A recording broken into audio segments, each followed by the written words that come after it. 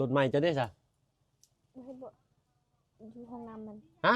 อยู่ห้องน้ำเอารถใหม่ไว้อยู่ห้องน้ำนี่อ๋อโธ่เนาะมื้อวันปลู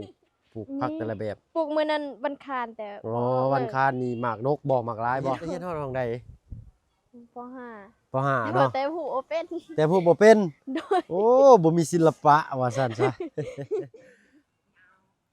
เอาพี่น้องเนาะเปิดคลิปเปิดภาพมาบาดนี้ก็อยู่บ้านแก่งทองเด้อพี่น้องเนาะเมืองเสปูนแขวงสะวรรณเขตบ้านน้องหัวโอ้บ่ได้มาหลายมื้อแล้วพี่น้องเนาะแต่ผู้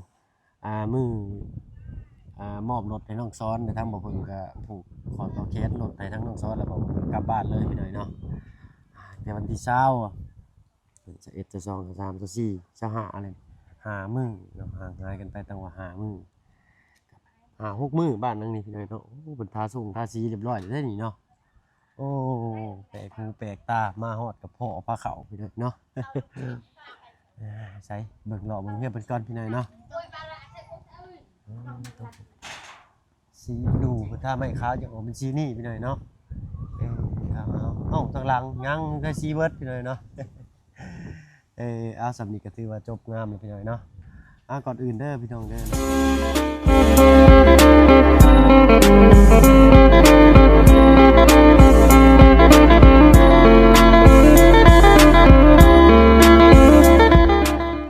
สบายดีผู้ใหญ่ใจดีและก็ FC เบิดทุกท่านที่เข้ามารับชมช่อง YouTube บ่เพิ่งเคยหลายคือเก่าเนาะบ่ฟังไทยฟังลาวแล้วก็ทั้งฟังต่างประเทศยินดีต้อนรับเข้าสู่ช่อง YouTube บ่เพิ่งเคยหลายเช่นเคยพี่น้อยเนาะมื้อนี้ก็โอ้อากาศค่อนข้างเย็นพี่น้อยเนาะทางเซโปนมีลมแห้งๆขับรถมาก็ได้เนาะหากันมาฮอดมันกินนี่แหละพี่น้อยเนาะฮอดมากินนี่ก็คักรถเนาะทางอาจารย์ลาวก็ไปส่งสการซั่นๆเนาะอยู่บ้านเก่งย่างบ่เนาะแชทหาเพิ่นเมื่อกี้นี่เนาะเพราะว่าถ้าว่าเพิ่งไปก็บ่ทันพี่น้อยเนาะเนาะบ้านเก่งย่างพุ่นแหละอยู่ชายแดนพุ่นแหละพี่น้อยเนาะเอาได้จังเด้กินทางนั้นเนาะใจทางอันจงใช้ทางน้องหัวเพิ่นคือสิบ่อยู่เด้อจังเนาะพากันได้จังกินละนี่เด้อสบายดีเจ้าโอ้ยเบิดเลยเนาะตำมีบ่นี่ใส่กระซ้ำเลยพี่น้อยเนาะทางน้องหัวบ่อยู่บ่น่ะเนาะทางน้องบุตรก็อยู่เฮือนเพิ่นพุ่นบ่เอาให้ทางกินแล้วเจ้ากินแล้วขอบใจน้องหลายน้องเพิ่นกินแล้วสักหน่อยก่อนเนาะจังได๋น้องเพิ่นสิกินคำใหญ่บ่ได้กินล่ะกินเนาะแอมบ่น้องพอดีอันเรื่องน้ำในเพิ่นว่าได้ซะเอาล่ะติดตึมก่อนเนาะเอาเพิ่มหมักสมเข้าไปอีกใช่ล่ะซื้อมาแต่บ้านน่ะบ่ได้นี่จากบ้านนี่ฉันลืมชื่อมันละแกะเบิ่งอยู่เนาะใส่กินเอาถ้วยก่อนถ้วยบ่ใส่ถ้วยแต่บ่ได้บ่จักนี่คือสิสมซ้ำไปหน่อยเนาะหนาวเนาะอยู่บ้านจ้ะเนาะ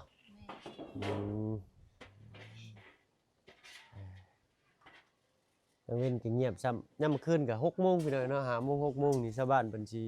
เงียบสงัดได้คนบ่ค่อยพุ่งผ่านปานใด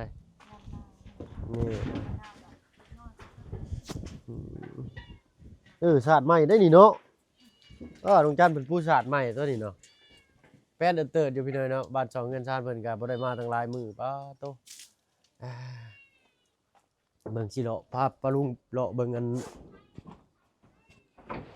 สีบ้านสีเฮือนเพิ่นก่อนเนาะสีใหม่ประดูเลยเราก็ได้โอ้อนุสรณ์สร้างบ่นี่เนาะสร้างพอได้ทอนพี่น้อยเนาะได้ละเนาะท่าอะไรได้พี่น้อยเนาะแล้วก็มี FC เนาะเพิ่นแชทเข้ามาพี่น้อยเนาะอยากขอเฟซทั้งน้องหัวเพิ่นบ่อยู่พี่น้อยเนาะโอ้ยบ่มานแล้วพี่น้อยเนาะ เอาพูดแล้วน่าสิซิมคำพูดแล้วน้องเพิ่นสิเข้ามาเนาะ จังได้เขาก็มาแล้ว เจ้าหน้าเพิ่นก็มาบ่เพิ่นไปไสล่ะ ไปเสียปูน ไปเสียโปนโอ้บ่เห็นเพิ่นเนาะตอนอันอ้ายไปนี่ก็ได้คันเห็นก็พอสิได้อันทักเพิ่นอยู่ได้เนาะเนาะเอาเพิ่นว่ามื้อนี้บ่น้องอันเพิ่นสิเจาะน้ำเพิ่นว่าสิเจาะวังใดอ่ะ วันนี้ อ๋อบนเนินนี้เนาะ โดย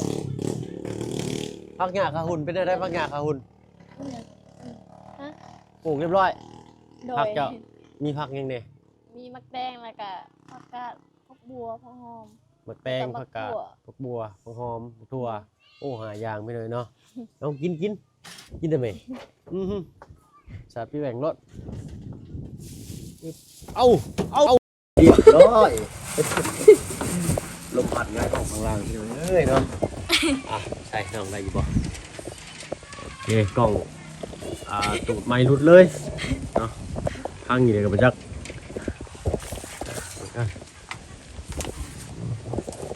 ลมแห้งเหมือนนี้น้องๆเนาะเอากินอันนี้ได้สาธิตแล้วเทสภาพเนาะ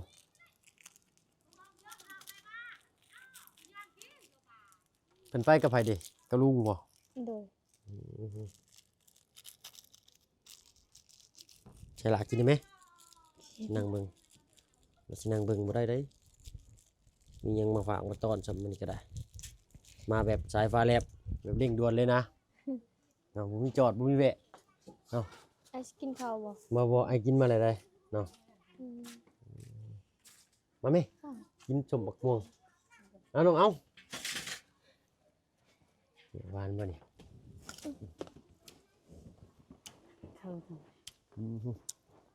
เบิ่งคือสิหวานสมช่ำเนาะ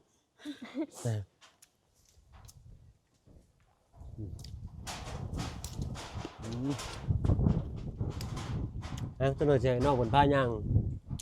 เบิ่งสวนที่เลยเนาะอันคือว่าทั้งน้องบุตรมันมีข่าวดีบ่เนาะเห็นบ่มีข่าวดียังได้เนาะ สุทมทบอันนั้นเฮ็ดเฮือนแล้ว น้องเพิ่นไปอยู่เนาะมื้อนี้เพิ่นเฮ็ดยังได้อยู่เฮือนเดี๋ยวนี้เนาะอยู่เฮือนอยู่บ่ดีจะว่าลงไปอันมุดน้ำดำปลาอยู่ห้วยบ่จักแล้วหาปลาเป็นบ่ เป็น เป็นเบิดเนาะเพิ่นยิงทางนี้ก็ได้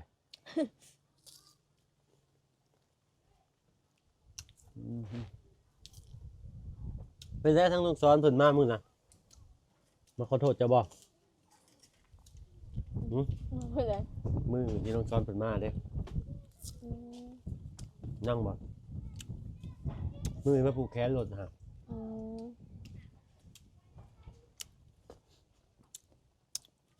เพิ่นขี่รถไม้บ่ไปหนองหัวก็ได้ขี่รถไม้ไปอันเชโปนบ่ บ่อันนั้นกินรถไม้จะได้ซะ ไม่ให้บ่อยู่ห้องน้ำมัน ฮะ อยู่ห้องน้ เอารถไม้ไว้อยู่ห้องน้ำข่อยกำลังคิดถามพี่หน่อยเนาะตอนแรกคิดว่าเอ้าห้องน้ำจะล็อกประตูบ่ให้คนเข้าบ่สินะบ่แม่นพี่หน่อยเนาะเพราะว่าเพิ่นเอารถเข้าไปจอดไว้หั่นคือว่าแล้วจอดใต้ตารางก็บ่ได้เนาะ ำยันเขาลักเอา แม่นระวังไงเนาะเสียดายเลยพี่หน่อยเนาะพอรถเนมหาอยู่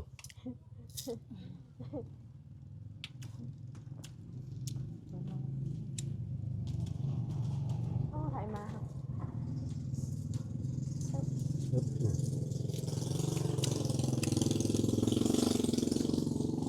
น้องซ้อนมาเฮือนจะจักเสือจ้ะตั้งแต่เราได้รถมาดิ ส่งเทือแล้ว ต้องเสือบ่เราขี่รถมาเองบ่ โดย โอ้เนาะธรรมดาตัวนี้ซะเพิ่นยังบ่ได้ฮู้ได้ว่าข่อยขึ้นมาพี่หน่อยเนาะเพิ่นฮู้เพิ่นสิแล่นเนาะพี่ประจักษ์เดี๋ยวเพิ่นไปอันส่งสการอยู่บ้านแก่งย่างบ่จังเนาะ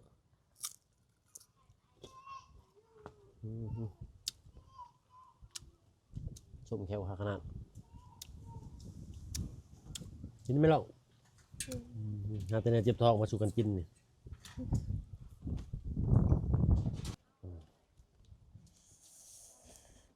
รถเข้าห้องน้ำบ่น้องเนาะเราเอารถเข้าห้องน้ำไปหน่อยเนาะก็หยอกน้องเพิ่นไปหน่อยเนาะใส่ฮึบ นี่ อ๋อโธ่เนาะนี่แหละนี่1 2นี่6 7 7นี่เอาแนวหอยแนวแขนก็บ่มีบ่น้องนี่ห้องน้ำยังเนาะโอ้สายไฟอ๋อบ่แม่นคิดว่าสายไฟเพิ่นต่อหลอดไฟบ่แม่นพี่น้อยเนาะงามเนาะ โดย สีกลมพี่น้อยเนาะโธ่ขี่ฮอดไสแล้วนี่ บ่ได้ขี่ไปใส่เลย ยังบ่ได้ขี่ไปไสเลย โดย โตใหม่91โลเท่าไหร่นี่ 15 ล้าน โต15 ล้านนี่ก็ตกอยู่ 20,000 ปลายพี่น้อยเนาะแต่รุ่นนี้ก็ดีได้พี่น้อยเนาะแต่ถ้าว่าน้องซ้อนเอาแบบนี้ก็คือสิดีพี่น้อยเนาะแต่ว่าแบบน้องซ้อนก็ดีอย่างหนึงเพราะว่ามีใบข้างในนี่มีแต่ใบใบชื่อขายชื่อพี่น้อยเนาะมีใบขาวมีใบอนุญาตขี่ได้อันนี้แต่ว่าไปไกลบ่ได้เนาะแต่ของน้องซ้อนนี้เนาะขี่ไปได้ฮอบประเทศลาวเลยอะนะเนาะอันนี้ขี่แถวสิโปนขี่แถวอันนี้ได้แถวเมืองพีนเนาะได้ก็มีใบอันเพิ่นเอิ้นใบหยังก่อทางลุงเพิ่นเว้านะก็ใช้ได้ปกตินั่นแหละเนาะเอาเบิ่งน้องคือสิบ่ได้ไปไกลดอกเนาะ โดย ใส่ผักหญ้าขาหุ่นพาอ้ายไปเบิ่งอยู่น่ะ โดย เนาะเอ้ย มักแดงยังบ่ทันได้ออกเลยปลูกมื้อนั้นมันบ่ออกว่าหมดอันนั้นหมด ปลูกแต่จักมื้อน้องเพิ่นปลูกวันหยังเพิ่นมีบ่มื้อวันปลูกผักแต่ละแบบ ปลูกมื้อนั้นวันคานแต่ อ๋อวันคานนี่หมากนกบ่หมากลายบ่วันคานมันแข็งหมากนกหมากลายได้พี่หน่อยเนาะ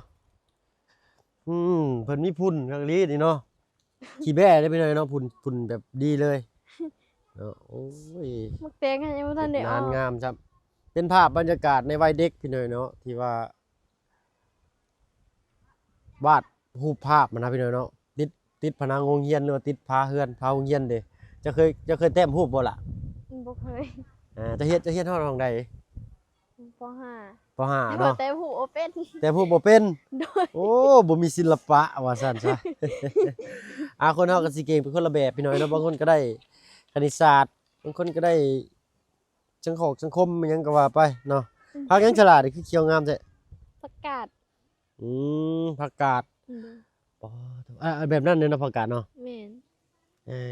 อันนี้บ้านเท่านี้นี่พอดีแล้วนี่เนาะผักบัวเพิ่นก็งามจ้ำพี่น้อยเนาะโตพืชผักสวนครัวหัวสิไข่บ่น่ะ โดย หัวสิไข่นี่ก็ปลูกถึกพ้นปลวกจ้ำพี่น้อยเนาะ บ่เป็นหยังดอกเนาะบวกคือสิบ่กินดอกเพราะมันหอมนานพักยังซะเนาะนะ นี่น่ะ โดย อันนั้นมักทั่ว บัก ออก ทั่ว แล้ว ทั่วออกแล้ว โตมาปัญหาก็ได้ผักเทียมมาปัญหาก็ได้ถือปลาปิ้งไว้นำโดนแล้วนี่เนาะ พร้อมแล้วเด็ดแล้วก็ตำเลยนะบัดนี้ปิ้งปลาตำบักถั่วคักอยู่เลยเนาะผักบัวแล้วก็มีต้นงามจำเคยเฮ็ดบ่สมพักบัว บ่เคย คั่นสมพักบัวได้ บ่เคย แต่ว่าเอิ้นบ่คือกันบ่จักสมผักกาดได้ซะ สมประกาศ แม่นที่เพิ่นคั่นแล้วเพิ่นปะไว้ให้มันสมมาเด้ ก็เคยอยู่ เคยอยู่เนาะ ประกศแต่ว่าอันหิว ทั้งตู้แม่น่าสิเฮ็ดเป็นอยู่ทั้งตู้แม่เพิ่นก็ไปเวียกพี่น้อยเนาะมื้อนี้ไปบ้านได้ก่อนล่ะ บ้านเก่งหลวง บ้านแกงหลวงเพิ่นไปส่งสการคือกันพี่น้อยเนาะโอ้เนาะหนาวมาแล้วก็มีแต่แนวเจ็บแนวเป็นคนเฮาก็ได้ตื่นขึ้นเช้ามาเห็นหน้าจังว่ายังว่าซั่นซะพักตัว อันนี้ได้นานพักยังสิล่ะ มักแตงแต่ยังบ่ทันได้ออกปลูกมื้อนั้น แตงยังบ่ทันออก อันนี้ได้ซั่น อันนี้ก็มักแตงคือกัน อันนี้ก็บักแตง โดย อันนี้ได้ซะ มักแตงบ่ บักแตง4นาน5นานเลย โดย เธอเบิ่นออกแล้วบ่จักเป็นในเนาะได้ดีเนาะในบักแตงนี่ ยังทันได้ออกปลูกแต่มื้อนั้น บ่แม่นออกแล้วบ่นี่ ยัง แม่นบ่ ยัง บ่แม่นเนาะ โดย ใช่บักแตง4นานบักแตงนี่มันเป็นเครือเด้อน้องเนาะ อันนี้ได้บักแตงอีกบ่จักนี่ บ่แม่นผักหอม ผักหอม โดยผักหอมหรือว่ามักกาดเขาคือกัน ลืมซ้ำบาดนี่ นั้นนี่ใหญ่ได้ซะละ ผักหอม ผักหอมอันนั้นบักทั่ว โดย ขาดแต่บักพริกบ่บักพริกบ่เจ้น่ะ อืม บ่แม่น ขาดแต่อันเตียวเนาะ โดย เขาต้องเอาในหมากห่าวๆมันน่ะเด้เอามาจากประเทศแล้วพี่น้องเนาะเพิ่นเอาน้ำใส่แล้วก็ตากแห้งบ่ฮึเนาะแล้วยังเอามาปลูกไว้ซั่นซะจบพี่น้องเนาะตอนนี้ยังเอาน้ำอยู่นี้เนาะ โดย เอาบัตรจะน้อยเนาะอดเอาเพิ่นว่าสิมามื้อนี้พี่น้อยเนาะทางทีมงานก็คือสิคล้องค่อยท่าแต่ว่าเพิ่นยังไปส่งสการกันอยู่ผู้ที่มันเก่งย่างบ่แม่นแหละพี่น้อยเนาะทางชายแดนผู้ มันแกงลวง อ้าวคนละงานบ่แม่นบ่น้อง งั้นยังบ่ ฮะ ยั อั ง น ได้บ่ อันนี้แม่จะไปเนาะ โดย บ่ว่าทีมงานอ้ายก็เพิ่นไปพุ่นได้ไปบ้านเก่งย่างผู้ใด อ๋อ เพราะว่าร้านน้องละน้อยเพิ่นเสียบ่พี่น้อยเนาะออกมาจักได้จักเดือนแหละโอ้ยขอแสดงความเสียใจนำครอบครัวผู้เสียหายพี่น้อยเนาะผู้สูญเสียว่าซั่นซะ ได้น้ำในห้องน้ำยังเต็มคือเก่า โดยหากันตั้งหมู่บ้าน ตั้งวานนี้ โดย เอาเนาะใช้เลยบ่น้ำห่วยใช้เลยบ่ยังแดงอยู่ฮะบ่ได้ลงไปใกล้ชำนาญนี่ฮะเห็นบ่ ก็ใช่ ใช้อยู่เนาะ โดย เอาไปได้รถเข็นใช้ได้ดีปกติ โดยที่นี่ก็มีน้ นั่นก็มีน้ ำโดย ำลมยางกะมีบางสูบอยู่เนาะมีบ่บางสูบ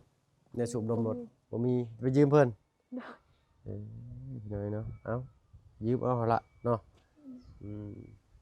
สีนี่ได้สระทั้งหลังคือทาบุเบิดสีเบิดบ่ น่าจะแม่น ไผเป็นคนลงมือทาสีนี่ โซหัวแล้วก็บ่บุญสารวัน โอ้เนาะสีทาสร้างหรือสร้างทาสีฮะ เนาะแล้วเอื้อยเพิ่นบ่อยู่มื้อนี้ไปเซโปนว่าซั่นซะไปซื้อของบ่กับลุงเฮิมเนาะ โดย เอาทั้งอ้ายก็บ่ได้ชวนทางกับเพิ่นบ่เนาะเด้อบ่เพิ่นบ่ได้แนมฟ้าวโพดพี่น้อยเนาะขี่รถก้มหน้าก้มตามามันลมเนาะอันนั้นยังสิได้กระตากกันเนาะเพิ่นเอาเมล็ดพันธุ์บักถั่วเพิ่นเอาจังซี่บ่ มักทั่ว ใส่เพิ่นแกะอยู่สิเลยเนาะแล้วก็ไปปลูกเลยบ่เนาะมีหยังซั่นน่ะ เฮ็ดข้าวต้ม ฮะ เฮ็ดข้าวต้ม เสียข้าวต้ม โดย เนี่ยได้เสียข้าวต้มอันนี้นี่ อันนี้มักทั่วนี่ อ๋อสิเอาในบักถั่วดำมาอันเฮ็ดข้าวต้ม โดย อ๋อคือว่าเฮ็ดข้าวต้มถั่วดำนะพี่น้อยเนาะข้าวต้มถั่วดำพยายามเราเก็บตะลุ่มตะลางออกก็สะอาดสะอ้างพี่น้อยเนาะป้อเนาะแป้นเติดกว้างขวางงามหูงามตาบัดนี่แหละเนาะเพิ่นว่าคร่าวๆทางทีมงานเขามาสายเจาะเพิ่นก็สิว่าแถวๆบริเวณนี้พี่น้อยเนาะอยู่เนินนี่แหละตกลงราคาฮู้อยู่บ่ล่ะเพิ่นตกลงเท่าใด เพราะว่า19ล้านพร้อมใช้เลย โดย เป็นใดหรือว่าเป็นโยก บ่ฮู้กันบางเทื่อก็บ่มีใด มันคือก็บ่มีใดเนาะมีใดก็สิเพิ่มขึ้นอีกราคาหนึงเนาะทางทีมงานบ่ได้แจ้งบ่สละว่าอันเป็นใดหรือเป็นโยกทางทีมงานเพิ่นบ่ได้แจ้งบ่ว่าเป็นนั่นเป็นใดหรือเป็นโยก บ่ฮู้กันบ่ได้ มีแต่ทางน้องงัวเนาะ โดย เงียบแล้วพี่น้อยเนาะมื้อนี้บ่อันตู้แม่บ่อยู่อันตู้แม่เพิ่นอยู่โอ้ยป่านนี้เสียงโคกดังตึ้มๆแลอยู่เทิงเฮือนนั่นเนาะทางเด็กน้อยเพิ่นก็พากันไปโรงโรงเรียนพี่น้อยเนาะเสื้อขาวเพิ่นก็บ่ได้ใส่เนาะเพิ่นบ่มีบ่จักเนาะนักเรียนเพิ่นบ่มีเสื้อขาวบ่จักเนาะ มีแต่เขาบ่ได้ใส่ เพิ่นจะมันเปื้อนไปฮอดห้องอื่นใส่เนาะนักเรียนนี่ก็แปลกได้พี่น้อยเนาะพอไปโรงเรียนนี่บ่ได้อยากใส่เสื้อขาวเด้ถ้าเสื้อปิดไว้แล้วก็ไปบ่เพิ่นก็เคยเป็นพี่น้อยเนาะตะกี้เนาะใส่เสื้อปกไว้เลยก็ฮอดห้องจังใส่บัดพอซุมื้อนี้บัดเลิกเรียนมาบัดอยากใส่ชุดนักเรียนเด้บ่ยอมถอดออกเด้เนาะโอ้ยกับตลปัดกันพี่น้อยเนาะเมื่อก่อนบัดเข้าโรงเรียนบัดยันคนฮู้เด้ว่าไปเล่นเด้เนาะอย่างน้อยก็เลยเอาเสื้ออื่นปิดไว้ว่าเฮ็ดคือบ่ได้เข้าโรงเรียนน่ะนะย่าหลายๆอันนี้ฮะปะเพิ่นอยู่นี่แหละเอามื้อนี้มีไผแน่ล่ะอันเข้ามาน้องจัน มีแต่ลุงเฮิบ จะลุงเฮิม โดยแล้วกับไอ กับไผ กับไอเด้ กับอ้ายนี้อาจารย์ลาวบ่ได้เข้ามาบ่โตพี่น้อยเนาะลมมาแล้วบัดนี้เฮ็ด ขึ้นไหนนอนขึ้นใหม่ละฝันดีอยู่บ่ โดย ฝันว่าแนวใดฝันดีบอกความฝันในบรรลุงเพิ่นเบิ่งอยู่เนาะเออ ลืมแล้ว ลืมแล้วโอ้ยแล้วกันพี่น้อยเนาะเออ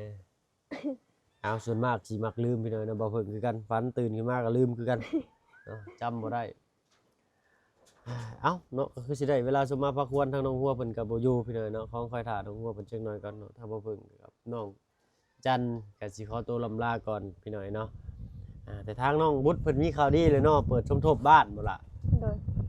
ใครเป็นคนเปิดลุงเฮิมบ่ โดย เอ้าเมื่อไรจึงสิไปถามทั้งน้องบุตรเพิ่นเพิ่มเติมพี่หน่อยเนาะกับน่าสงสารอยู่น้องเพิ่นก็ได้เนาะบ่แม่นมันบ่แม่นว่าก็น่าสงสารแหละตั้งน่าสงสารเลยแหละเนาะเพิ่นก็ยามมื้อแลงมื้อหนึ่งเข้าเลยจังมาเล่นใหม่บ่ โด น้อง ย บุตรนะครับตอนนี้จักเพิ่นสิอยู่เฮือนหรือบ่เนาะแต่ว่าเพิ่นไปหาอยู่หากินให้น้องเพิ่นรู้จักน้องเพิ่นเข้าโรงเรียนเบิดทุกคนบ่เนาะ บางคนเขาก็เข้าบางคนเขาก็ไม่ได้เข้า เนาะส่วนมากพี่น้อยเนาะเด็กน้อยทางฝั่งบ้านเฮาแห่งดีเขตชนบทก็ไปลึกๆนี่บ่ได้เรียนจะมีบางคนก็ได้ คือมื้อนี้เลยเนาะยังบ่มีคนเรียนหลายเลยเนาะ อืม แต่ก่อนว่าโตพี่น้อยเนาะบ่ค่อยมีใครเรียนนั่นซะคือมื้อนี้เสียใจเฮาเนาะ คิดอยากเรียนอยู่บ่เจ้าก็ ก็คืออยู่ เนาะคือเนาะแต่อ้ายก็ยังเสียดาย มัน เลย สแล้ว มันชายโพดเนาะ โดย บ่ถ้าว่าอยู่ฝั่งไทยเพิ่นนี่สิเพิ่นสิไปเรียนกศนได้ล่ะวันเสาร์วันอาทิตย์เพิ่นสิไปโรงเรียนเนาะเรียนนอกสถานที่เรียนกศนเอาวันจันทร์ถึงศุกร์ก็ไปเฮ็ดงานเนาะส่งตัวเองเรียนเนาะเรียนกศนนี่ก็ดีคือกันพี่น้อยเนาะเมื่อก่อนถ้ามาเพิ่นก็คิดว่าสิเรียนพี่น้อยเนาะกศนอยู่กรุงเทพเมื่อก่อนยังเงินยังบ่กล้าแสดงออกมาได้เมื่อก่อนเนาะอายุ10ปลายปีนี่แหละเนาะแต่ผ่านมาอยู่กรุงเทพเพิ่นมันก็เก็บเกี่ยวประสบการณ์หลายก็กล้าเว้ากล้าแสดงออกบัดนี้เนาะจะมาเป็นเบาเพิ่งเคยลาเท่าคู่มือนี่พี่น้องเอ้ยเนาะ เอาเว้ากันหลายแยกกันห่างถ้าบ่เพิ่งนี่น้องจันสิขอตัวลำลาแล้วพี่น้อยเนาะทั้งน้องเพิ่นก็นั่งฟังบ่เพิ่งจมจน ตาเบื่อยสิหลับเลยเนาะของค่อยถ่าทั้งเช้าหัวเพิ่นต่อพี่น้อยเนาะเอาสำหรับคลิปนี้ลาแล้วพี่น้อยเนาะไปน้องละ โดยสบายดี เลยเอาอาตึมมาเนาะของค่อยถ่าน้ำบ้านน้องเพิ่นอยู่พี่น้อยเนาะโอเคเอาพี่น้อยเนาะขอบมุกขอบใจที่เข้ามาชมช่อง YouTube บ่เพิ่งเคยหลายคือเก่าเนาะสำหรับคลิปนี้ลาแล้วพี่น้อยเนาะสบายดีจ้ะ